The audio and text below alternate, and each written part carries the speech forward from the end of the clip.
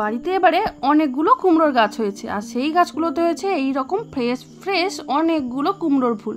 আর ছোটোবেলা থেকে এই কুমড়ো ফুলের বড়া খেতে আমি খুব ভালোবাসি। তো আজকে ভাবলাম এই কুমড়ো ফুলের বড়াই আপনাদের বানিয়ে শেয়ার করি। তো প্রথমেই গাছের কাছে গিয়ে অনেকগুলো টাটকা কুমড়োর ফুল তুলে নিয়েছি। এই দেখুন এতগুলো কুমড়োর ফুল তুলেছি। আর এই ফুলগুলোকে এবার ভালোভাবে পরিষ্কার করে নেওয়ার পালা। কুমড়ো ফুলগুলোর পেছন দিকগুলো কেটে ভালোভাবে বাদ দেবো, আর এরপর ছোট ছোট করে টুকরো করে নেবো। এই ছোট ছোট টুকরো করা কুমড়োর ফুলগুলোকে এবার ভালো করে পরিষ্কার করে ধুয়ে নিতে হবে, কারণ এগুলো যেহেতু গাছে ছিল আর তারপর প্রথমবারেই আমি ধুয়ে নিইনি, তো সেই জন্য ভালোভাবে এটাকে ধুয়ে নেব। আর এরপর জল ঝেড়ে একদম শুকনো শুকনো করে এটা একটা জায়গায় তুলে রাখবো। আর এই কুমড়ো ফুলের বড়া বানাতে আমি একটুকু জল ব্যবহার করব না। তো কুমড়ো ফুলের বড়ার জন্য কুমড়ো ফুলগুলোকে প্রথমে একটা বাটিতে নিয়ে নিয়েছি, আর এর মধ্যে একে একে দেবো পেঁয়াজের কুচি, লঙ্কার কুচি, ঝালটা আপনারা আপনাদের পরিমাণ মতোই দেবেন।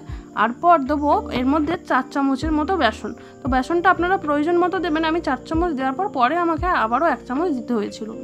এরপর ওর মধ্যে দেবো একটু হলুদের গুঁড়ো আর কালো জিরে। কালো জিরেটা আমি যে কোনো ভাজার মধ্যে দিতে খুব ভালোবাসি, আর এর টেস্টটাও একটু অন্যরকম হয়। কালো জিরে দিয়ে দিয়েছি, এরপর দিয়েছি স্বাদ মতো লবণ। এরপর সুন্দর করে এটাকে মেখে নেবো সময় নিয়ে। আর মাখতে একটুকু জল ব্যবহার করব না, এটা থেকে একটু একটু জল ছাড়বে, সেটাতেই আমার মাখা হয়ে যাবে। এরপর কিছুক্ষণ রেখে দিয়ে কড়াইতে দেবো তেল গরম হতে।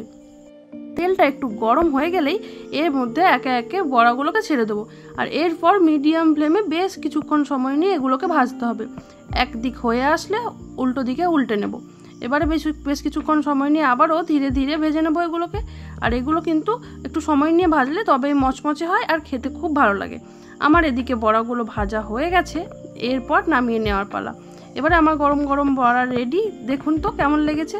আপনারাও চাইলে বাড়িতে একবার ট্রাই করে দেখতে পারেন। ভালো লাগলে ভিডিওটা অবশ্যই লাইক করবেন।